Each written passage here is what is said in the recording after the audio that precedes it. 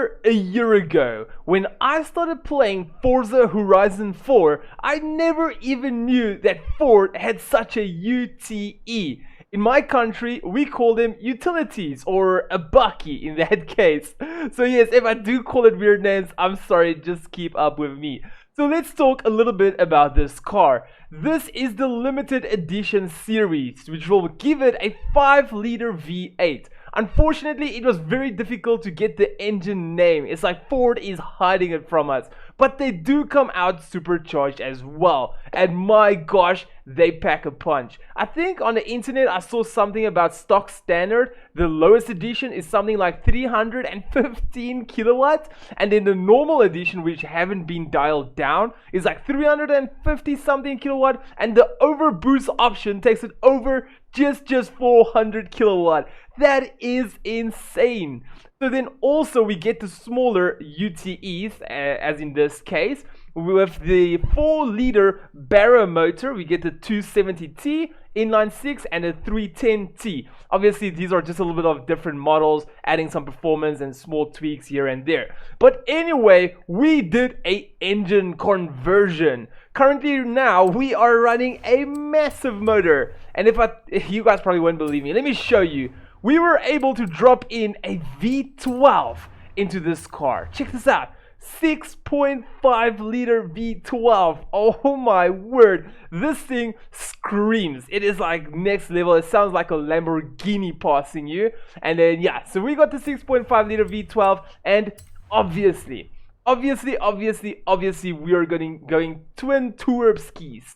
So 2 snails over there. We left it actually at rear wheel drive. I'm honestly a big all-wheel drive fan, but it doesn't give you that competition like pullaways as much as rear wheel drive does. And I also think that most people enjoy rear wheel drive cars more for the drifting and all of these kind of things. And they do actually do some weight. So nevertheless, I don't think we've got a body kit on. Oh no, we don't have a body kit on. This is for the zombie apocalypse. So let's quickly go all the way back. We're going to talk about everything we installed. Literally everything yours to the max. The turbos, the compression, injectors, valves, induction kit. We have made the block actually larger. So this was a 6.5 liter is now a 7 liter. Oh my word. And then over here we've got an intercooler, race intercooler. So there we go. For the brake system, we've got the biggest brakes installed, and as always, I'm probably going to do this every single darn time. I'm going to take the rally springs and dampers. The race ones, they just help you with the cornering, but going in straight lines, keeping traction, all of these things, race just helps you so darn much more.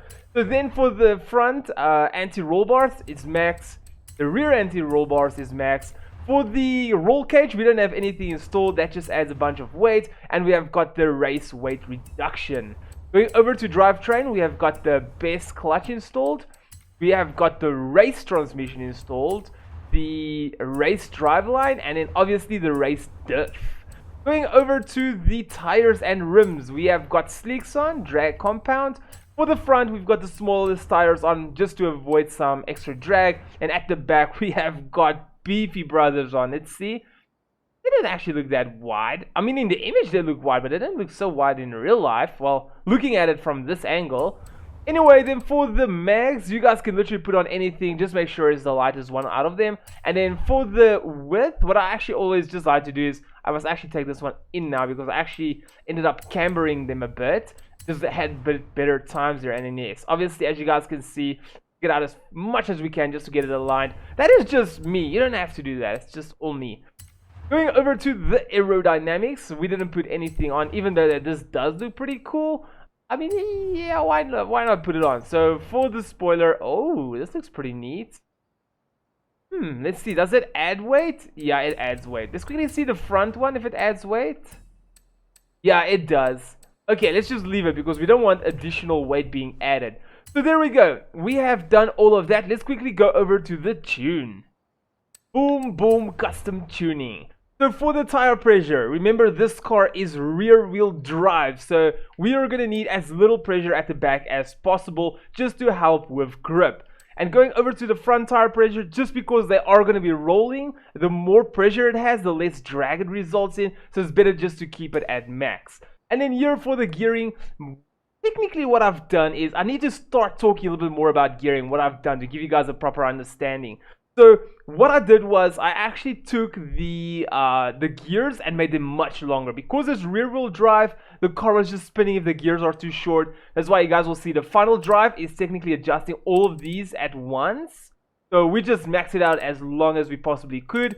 Then we also made them shorter, shorter, shorter, shorter. And this car actually runs out of steam around the end of 5th gear. So that's why you guys will see 5th and 6th gear, they are exactly the same. If you look here at top speed, 430.70, even if I do make it longer, 430.70, that just doesn't add any benefits at all. So I just like to keep them the same. Then I know, okay, we only have got 5 gears in this car. So yes, going over to alignment, we have cambered the front all the way to 5 degrees. The reason why you want to do that is to make the wheel stand actually on an angle, so you can ride not on the flat tire. Okay, now I'm misinterpreting it. Your tire is going to be flush with the road. By angling it at 5 degrees, you're only going to run on a part of the tire, which is going to allow less drag. So that's why we did it. You can keep it on 0, but it just feels to me like your car is a little bit better and can accelerate a bit quicker at with 5 degrees. Over here, it's plus 0.7. The reason why it's not 0 is that as soon as you put power down, the weight is from the front is going to go to the back, press down on your rear axle, your diff and everything, and your wheels are actually going to camber inwards. So then it will be actually flush as soon as you accelerate. Going over to toe, 0, 0, all the way max out at 7. So angle cambers, just to make sure that you guys can read there on the side, just to make sure that your car doesn't camber too much, and it's just like how stiff it should be and everything. So anti-roll bars, we have maxed everything out. For the springs, our front is very soft, but our rear is just that soft. The reason why our rear is so soft is because the car is very long. If the car is longer, it's going to take more of a, how do I say, it's going to take more of a rear end drop to get more weight from the front to the back. So obviously on smaller cars, you don't want the rear end to go down too much and you're going to pop a wheelie that easy. But with this car, because it is so long, you need to get that rear end down. For the ride height, our front is a little bit lower than our back. This is just to counter wheelies. Going over to damping, so we've got it at soft and then we got it here about halfway. Usually how it works is, but the last couple of cars I'm actually struggling to get it right. Okay, let me say it like this. How it should work is your front and your rear should be the same, and then your rear and your front should be the same, which means that this one is all the way to the left, so this one should be 1, this one should be 1, this one should be 10.4, and this one should be 10.4. But as soon as I do it, this car doesn't like it. It's like, even look over here. Once again, this is not an indication of how fast your car really is. This is just like an idea if some kind of adjustments you're making is actually adding to performance and being faster or actually losing. So if I take this one and place it here, 10.4, remember 1652, okay, didn't move. And there, as you guys saw, it went up a little bit. 1652, 3434, 3434. Okay, that one remained the same, but this one actually shifted. So I can actually leave it like this because it's ideal for it to be like this, and it didn't really change anything. Going to the aerodynamics, we didn't install any aerodynamic parts, so we don't need that. For the braking force, this doesn't matter. This is just me. I like to have 40% brake at the rear and 60% brake in the front, just so that we can brake a little bit easier. And for the differential, we got it at 65 and 0. So let's quickly go all the way back to the road, and we're going to do a 400 meter pull. So with this UTE, what I want you to do is not do a burnout. I just want you to accelerate. Your car is going to spin like this. Okay, then you guys saw it stopped spinning. So what I'm going to do is I'm just going to make a U-turn. You're just going to do it a few times until it stops spinning. There we go, it stopped again. Until it stops spinning at all. This is how you heat up its wheels. We don't stand still and do a burnout. Okay, there we go. That should be about fine. I think let's just do one more pull quick. There you guys can see we did not spin at all. So now it's going to be fine for us just to quickly get over here. I'm going to get a little bit more this way. Perfecto. Okay, so with this car, we are going to do a low RPM launch, a 2000 RPM launch. And what's going to happen is your needle is going to hit the red and you're not going to shift. You're going to wait for your speedometer to actually first reach 110. Once it reached 110, you're going to shift to second. Otherwise, you're going to spin your entire second. So let's go. Now. Come on. Oh, damn it. That was such a bad time. That was a 292. Well, 291, almost 292. My base was 293 point something. Let's just quickly shift up. Let's quickly try that again and see, because I did shift my first gear a little bit late. So maybe what could have happened was, yeah, I might have just limited too much. Okay, so let's quickly try this again. You just want to drive a little bit further just to make sure that your first gear isn't spinning at all. Let's see. Did spin a little bit, but tires are still warm. The good thing about this game is you can actually press T, go all the way to page up. I don't know what's it on controller. Here we can see the tire pressure is 1.2 bar at 82 degrees. It's a bit cold. I would have liked it to be a bit warmer, but anyway, this is this game. Each car is actually different. Come on. Oh, 290, that was even worse. What's going on now? But yes, 293 was my best with this car. Anyway, so let's go and do our drag race. And here we are. So we're going to quickly go to difficulty and settings. Difficulty, we have got our traction control off, stability control off, and then for shifting it's manual with clutch. You guys are going to realize a massive wheel spin now. The tuning I'm running now is not made for this.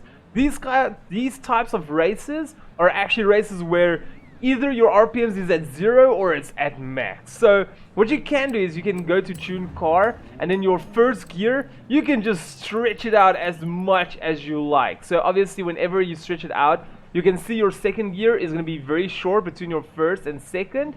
So then obviously what you can do is just make your second a little bit longer. But we're just going to leave everything the same. That is trial and error that you can try on your side. Once again, this is just like a base map tune, something to work off, something to get your car stronger with. We're going to quickly go to start. Check out the spin. Oh my gosh, that was horrible.